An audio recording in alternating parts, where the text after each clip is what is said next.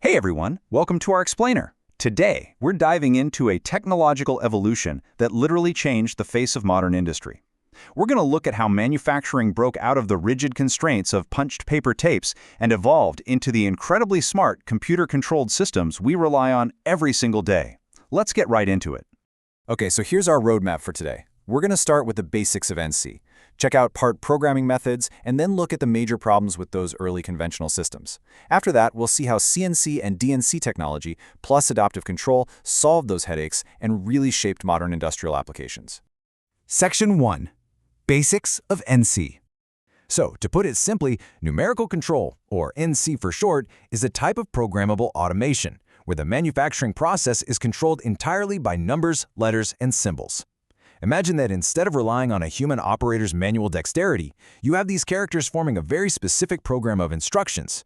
This code is meticulously designed to tell the machine exactly how to cut, drill, or shape a particular work part. It's like a highly specific recipe for manufacturing.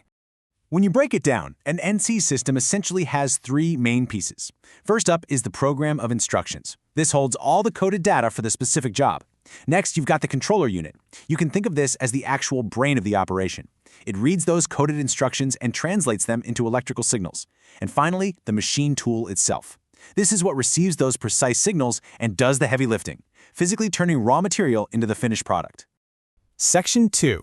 Part programming methods. Now, looking at this example, it brilliantly illustrates how early engineers actually talked to these machines. Check out the outline of the part and how specific hole locations are plotted right there on the grid. Programmers literally had to map out the exact coordinate geometry for every single point to tell the machine where to go. They did this through manual data input or by using some seriously pioneering languages like APT, that's automatically programmed tools. Back in the late 1950s, this was a massive game changer for CAD and CAM evolution. Section 3. Problems with conventional NC. But listen, while early conventional NC was revolutionary, it was absolutely not perfect. In fact, frequent syntax mistakes in part programming were incredibly common. It often took 3 passes, sometimes more, just to get a single programming tape right. On top of that, because cutting speeds and feeds couldn't be adjusted dynamically on the fly, programmers had to set them for the absolute worst-case conditions, which really bottlenecked productivity. And the biggest headache of all? Relying on these fragile paper punch tapes. They would just wear, tear, and degrade right there on the busy factory floor. Section 4. CNC and DNC technology. Enter digital computers, the ultimate technological triumph that finally solved that fragile tape problem. See, conventional NC relied entirely on rigid, hardwired controller units and that physical punched paper tape we just talked about. But CNC, which stands for Computer Numerical Control, brought a soft-wired mini-computer directly into the system. This meant programs could finally be stored safely in read-write memory. Just like that, the need for those frustrating paper tapes was completely eliminated. So, what's the real difference between CNC and DNC? It basically comes down to the computer-to-machine ratio. With CNC, it's strictly a one-to-one deal. One dedicated small computer controls exactly one machine tool.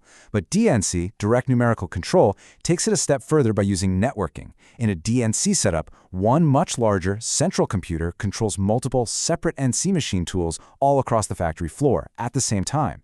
It creates this truly centralized, highly efficient production powerhouse. Section 5. Adaptive control. Think of adaptive control, or AC, a lot like your car's cruise control.